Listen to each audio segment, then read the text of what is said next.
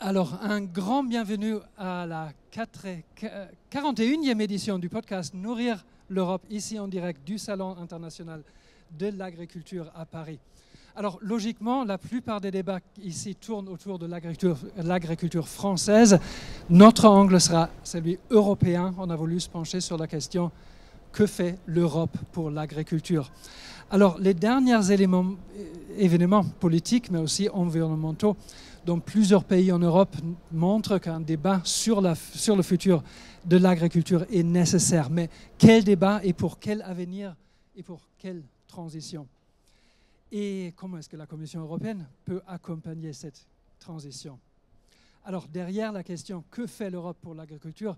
il y a de nombreuses questions de détail qui sont tout aussi importantes les unes comme les autres. Juste pour donner quelques mots-clés des sujets qu'on va essayer d'aborder dans ce débat, c'est la simplification, notamment administrative, la rémunération et la compétitivité, la durabilité et la résilience. Alors un vaste programme et on a à peine une demi-heure. Il n'est pas certain qu'on va aborder tous ces sujets. Mais essayons d'être efficaces et d'aller droit au but. J'ai le plaisir de souhaiter la bienvenue à mes deux invités qui ne pourraient être mieux placés pour esquisser les contours possibles du débat à venir. Nous avons Catherine Gesselin-Lanel, directrice en charge de la stratégie et de l'analyse politique à la Direction générale de l'agriculture de la Commission européenne. Et Catherine, vous êtes évidemment bien connue ici en France, avec une longue carrière à la fois dans les institutions européennes, mais aussi nationales, notamment au ministère de l'Agriculture. Un grand bienvenue. Et nous avons Christiane Lambert, au moins aussi connue en France en tant qu'ancienne présidente de la FNSEA, la Fédération nationale des syndicats d'exploitants agricoles, mais aujourd'hui avec nous en tant que président du COPA, le Comité des organisations professionnelles agricoles de l'Union européenne. Un grand bienvenue à vous également. Alors, Christiane, je reste avec vous pour déblayer un peu le terrain. On vous a vu beaucoup dans les médias dernièrement, notamment dans le cadre des manifestations des agriculteurs ici en France. Et il y a eu des manifestations également dans d'autres pays de l'Union européenne. On vous a entendu critique des fois envers l'Union européenne, mais dans l'ensemble, vous défendez la politique agricole de l'Union européenne, la PAC. Donc commençons un instant avec ce qui marche et je vous adresse donc très simplement la question qui est le titre de ce débat. De votre perspective en tant que syndicaliste agricole française et européenne, que fait l'Europe pour l'agriculture? Merci. Bonjour à toutes et à tous. Merci pour l'invitation à débattre. C'est hautement d'actualité avec les manifestations d'une part, mais l'échéance politique au mois de juin qui nous appelle à prendre du recul, même si nous sommes dans une société qui ne prend pas beaucoup de recul et qui est très souvent sur l'événement et sur l'instantané. L'horizon des agriculteurs, c'est l'Europe. Pour nous, agriculteurs, la France, c'est pas la bonne taille, c'est trop petit. La bonne taille, c'est l'Europe. Et dans un contexte où on voit des grands blocs se manifester, les États-Unis d'un côté, l'Amérique du Sud de l'autre, la Russie, la Chine, parfois alliés, l'Europe, c'est la bonne taille. L'Europe a une histoire, l'Europe est enviée. À l'origine de l'Europe, la paix, ça paraissait inutile il y a quelque temps. C'est plus que jamais nécessaire depuis 2 ans. La guerre est à nos portes. Et on voit que les velléités expansionnistes de Vladimir Poutine pourraient conduire à une déstabilisation de l'Europe. Et d'ailleurs, les chamailleries que nous vivons en ce moment font que Vladimir Poutine se frotte les mains. Nous avons besoin de revenir aux fondamentaux. Alors, qu'est-ce que l'Europe a apporté? Quand on parle aux jeunes générations, on peut d'abord parler de 2 choses, l'euro et Erasmus. L'euro, parce que les jeunes qui voyagent beaucoup ne mesurent pas la chance qui est la nôtre de ne pas avoir à changer chaque fois, à réserver, etc. Et ne mesurent pas non plus le risque que l'on a pu connaître par le passé de dévaluation dans tel ou tel pays et l'effondrement d'une certaine richesse parfois. Erasmus, parce que c'est aussi la possibilité de connaître, de découvrir et d'apprécier un certain nombre d'autres pays. Et cette multiculturalité est quelque chose de très important pour ne pas avoir l'esprit étroit et replié sur soi. Et parfois, quand on va voir chez les autres, on se dit finalement la France c'est bien. Et donc, pour l'agriculture proprement dit, on l'a beaucoup dit pendant le Covid, quand les Français n'ont pas manqué d'alimentation, ça a été beaucoup dû au fait que l'Europe et la politique agricole commune a permis de construire des filières structurées pour produire en quantité, en qualité, et pour pouvoir échanger. En quantité, parce qu'il y a eu des plans de filière et d'accompagnement historiquement. Il y a eu aussi de la régulation de marché, à la fois des politiques d'accompagnement, d'investissement, de régulation de marché, ce qui a permis de donner de la stabilité à une certaine époque. Parce qu'il y a eu aussi des normes. Alors, on parle beaucoup des normes quand il y en a trop, mais elles sont nécessaires pour pouvoir échanger des produits sains, loyaux, marchands, en confiance, et donc pouvoir échanger. Et puis, c'est aussi l'Europe qui a permis, par la politique d'installation, et la France en bénéficie peut-être plus que d'autres, d'avoir le renouvellement des générations, d'avoir des politiques structurelles, des politiques de montagne, et puis des politiques environnementales peu à peu, qui ont permis d'accompagner un certain nombre de nouvelles problématiques sur la protection de l'air, l'eau, la terre. L'Europe, c'est tout ça. Alors, il y a aussi, et aujourd'hui on en parle plus sur les manifestations, des choses à changer. J'imagine qu'on y viendra. Mais à un moment où il est de bon ton de dire l'Europe n'a que des défauts, ou à un moment où certains, même s'ils le disent moins aujourd'hui, mais ils l'ont beaucoup dit par le passé, disent qu'il faudrait sortir de l'Europe, je pense qu'il est bon de rappeler tout ce que ça apporte au-delà des 9 milliards d'euros quand même, c'est pas rien, qu'on ne retrouverait pas dans le budget national.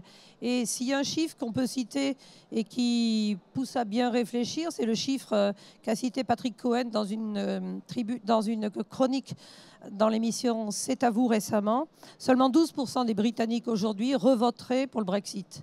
Donc ça veut dire qu'il y a quand même une déception très très forte dans ce pays-là. Donc certains vantent le Frexit, réfléchissez, ne faisons pas n'importe quoi. Mais voilà, il faut que la raison l'emporte. Ça veut dire aussi qu'il faut qu'on soit pédagogique et courageux, parce que le populisme a cours. Il faut qu'on soit courageux pour expliquer ces choses-là. Ça veut dire aussi qu'il faut peut-être que les Français s'investissent un petit peu plus à Bruxelles. Je vois des délégations très nombreuses d'autres pays, pas toujours nombreuses de France. Et ça veut dire qu'il faut être présent aussi dans ces lieux-là. Alors Catherine, je voudrais continuer ce déblayage de terrain. Donc presque la même question à vous en tant que représentante des institutions européennes, en tant que directrice en charge de la stratégie et de l'analyse politique de la DG Agri. En quelques mots, que fait l'Europe pour l'agriculture ? Oui, je peux le faire en quelques mots parce que je souscris à ce qui a déjà été présenté par Christiane Lambert, qui est très, très clair. Je dirais que l'agriculture a été au cœur de la construction européenne dès les premiers jours, dès le traité de Rome. Pourquoi ? Parce que la paix et la prospérité passent aussi par l'accès à une alimentation de qualité accessible. Je rappelle qu'au sortir de la Deuxième Guerre mondiale, évidemment on l'a oublié, mais au sortir de la Deuxième Guerre mondiale, on ne mangeait pas à sa faim en Europe, ce qui n'est pas le cas aujourd'hui, même s'il y a encore des populations vulnérables.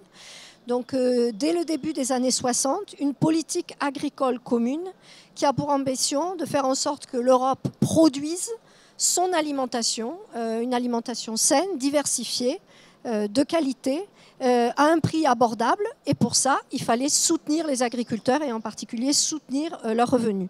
Et ça reste évidemment un élément important de la politique européenne. Au-delà de la PAC, et on a réussi, je peux le dire peut-être, c'est bien de commencer par ça, on a réussi. Je dirais même à certains moments de notre histoire, dans les années 70, on a réussi au-delà de ce qu'on avait imaginé.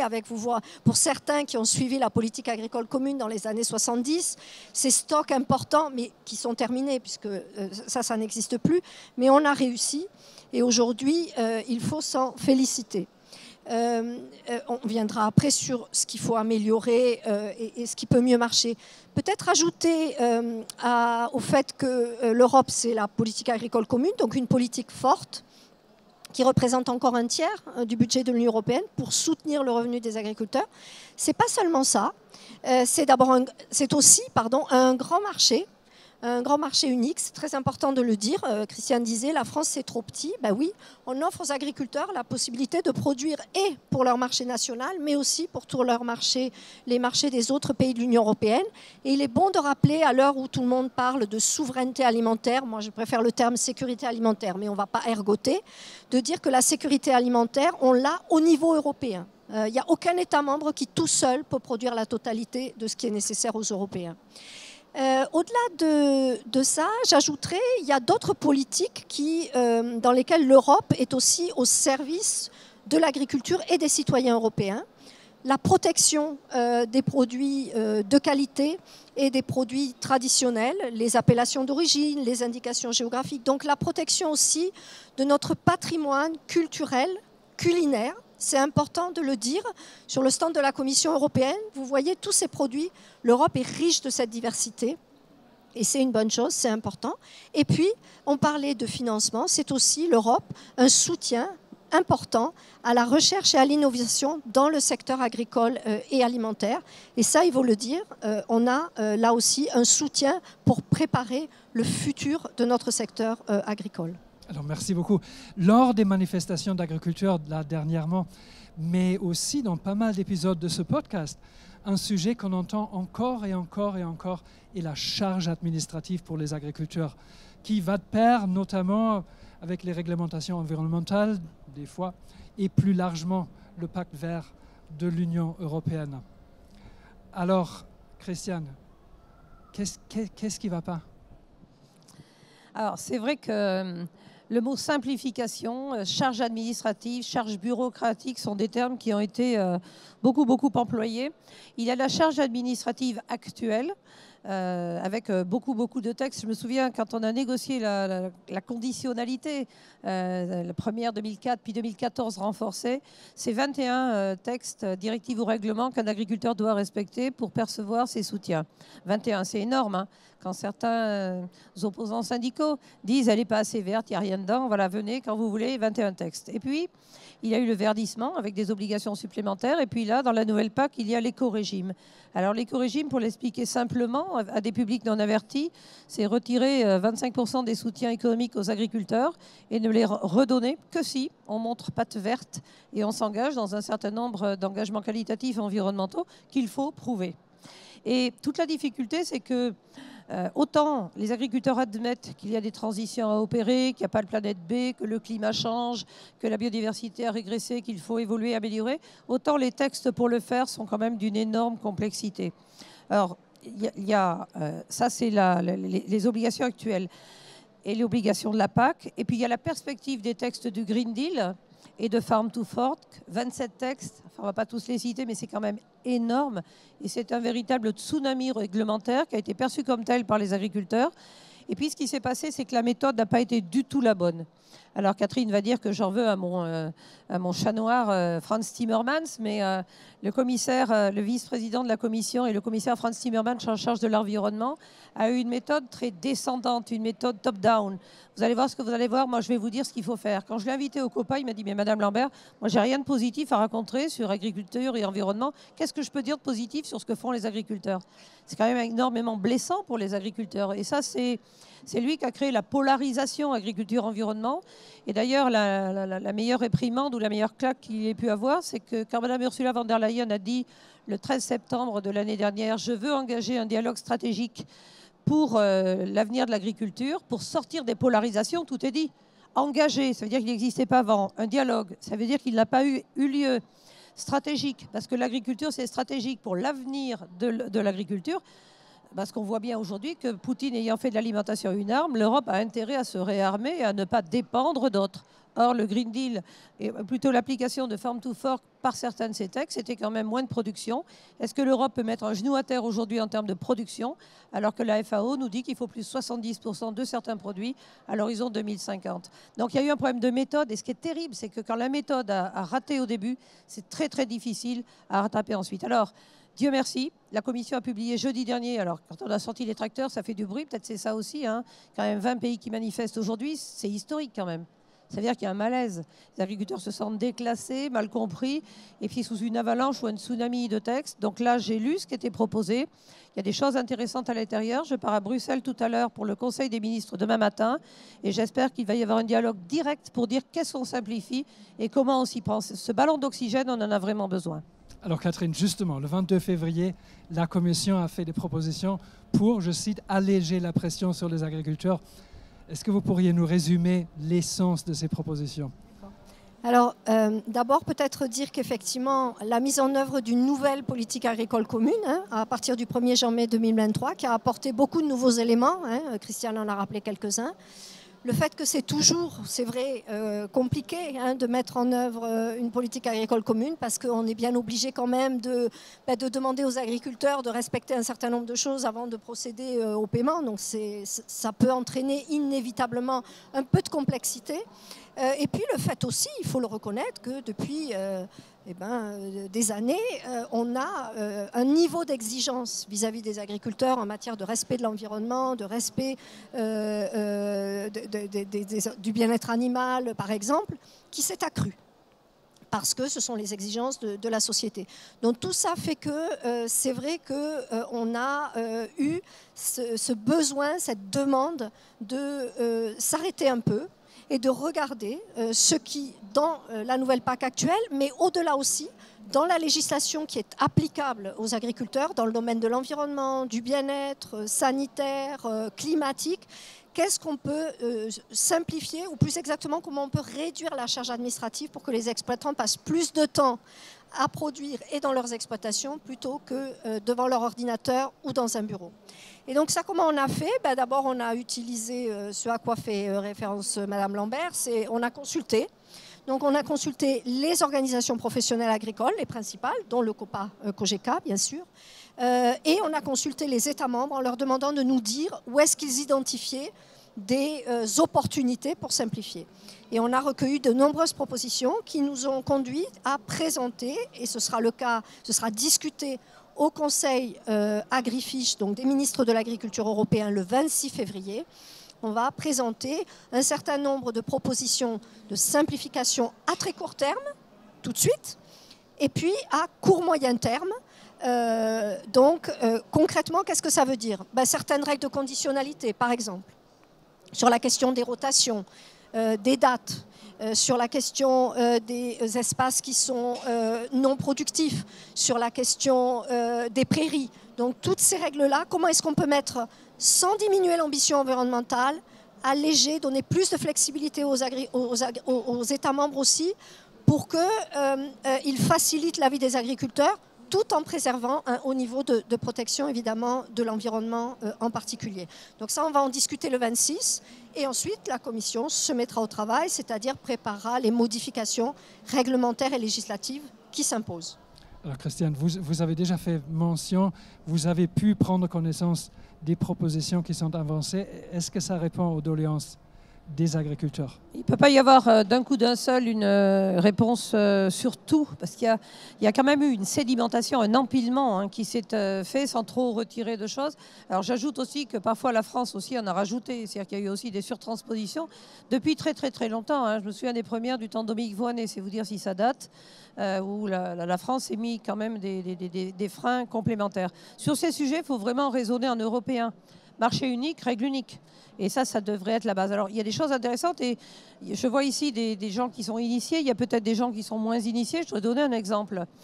Par exemple, dans ce qui est sur la table aujourd'hui, proposition de la Commission et qui répond à une demande très forte, notamment de la France, c'est sur le ratio prairies et l'obligation de maintenir les prairies permanentes et de maintenir les prairies. On assiste aujourd'hui à une diminution du cheptel. On le regrette. Malheureusement, c'est comme ça. Eh bien, même quand il n'y a plus de cheptel, l'agriculteur est obligé de maintenir des prairies. Comment expliquer ça à un agriculteur? Mission impossible. Et donc, aujourd'hui, un certain nombre de régions sont plus concernées. Alors, on peut tous regretter, et je suis la première à regretter l'arrêt de l'élevage, mais imposer de garder des prairies s'il n'y a plus d'herbivores, comment faire? Et dans le même temps, la Commission européenne et d'autres institutions et beaucoup d'associations disent moins de viande, produisez moins de viande. Et la même Europe ouvre les frontières, n'est-ce pas, Michel Boudouin, pour faire venir de la viande d'ailleurs. Il y a quand même quelques incohérences. Là, c'est des incohérences plus de la simplification, le dernier point. Mais sur les prairies, c'est sur la table. On en a parlé la semaine dernière à Bruxelles. Il faut vraiment aller vite sur ce sujet parce que ça, c'est quelque chose qui irrite les agriculteurs. Et moi, je suis des Pays de la Loire, une région où c'est vrai, on peut faire autre chose que de l'herbe sur certaines parcelles. Il y a des régions où l'herbe est obligée. Et là, il faudra trouver certainement des solutions. Mais voilà un exemple très concret, très actuel. Alors, un des défauts de ce que fait pas, quelque chose que ne fait pas l'Europe, c'est qu'elle ne fait pas vite. Ça, alors, la réactivité des décisions au niveau européen, c'est quelque chose avec quoi j'ai beaucoup de mal quand même. Alors, nous, il faut qu'on fasse vite. Donc, c'est déjà le mot de la fin. Catherine, à vous la défense. Alors, peut-être dire, bon, on ne fait pas vite, bon, ça se discute. Là, quand même. Là, Sur on ce a coup, quand même, ça sur va ce peut-être coup-là, aller plus vite. Voilà, on a réagi vite. Sur le loup, ça va pas vite, hein, Michel. Ouais, et après, il faut reconnaître aussi, il faut qu'on emmène 27 pays. Voilà, et ça se fait pas en un jour. C'est ça aussi la beauté de la construction européenne, c'est qu'il faut emmener tout le monde. Mais je prends note. Peut-être de dire qu'au-delà de la simplification, qui a effectivement été un des thèmes récurrents dans les manifestations d'agriculteurs dans les différents pays de l'Union européenne, il y avait un autre sujet aussi qui était mentionné, auquel je suis sûre que Mme Lambert sera très sensible, qui était la question aussi de la rémunération des agriculteurs. Et donc ce qu'on annonce aussi dans le cadre de cette réunion des ministres de l'Agriculture, c'est qu'on va travailler rapidement aussi, de la même manière qu'on l'a fait pour la simplification, à faire des propositions. Alors là, c'est pareil, on aura besoin aussi de faire remonter les propositions des acteurs, et notamment des professionnels du secteur agricole. On va travailler sur la question de la distribution de la valeur dans la chaîne agroalimentaire, qui n'est pas qu'une question réglementaire, hein, c'est une question de rapport de force entre les acteurs économiques, mais on se demande aussi si l'Europe ne peut pas aider les États membres et les agriculteurs à faire mieux là-dessus, parce qu'on voit bien qu'il y a toujours un déséquilibre très important du rapport de force entre les agriculteurs et les autres acteurs de la chaîne alimentaire, et que ça se fait souvent, pas toujours, parce qu'il y a des secteurs où ça se passe mieux que d'autres, il y a des niches où ça se passe mieux, mais ça se fait souvent au détriment de la rémunération des agriculteurs qui, je le rappelle, reste au niveau européen inférieur à la moyenne des revenus en Europe. Totalement. Et il y a encore plein de sujets à débattre. Je voyais que, en théorie, vous avez bien envie de répondre, mais on est déjà au-delà de notre temps.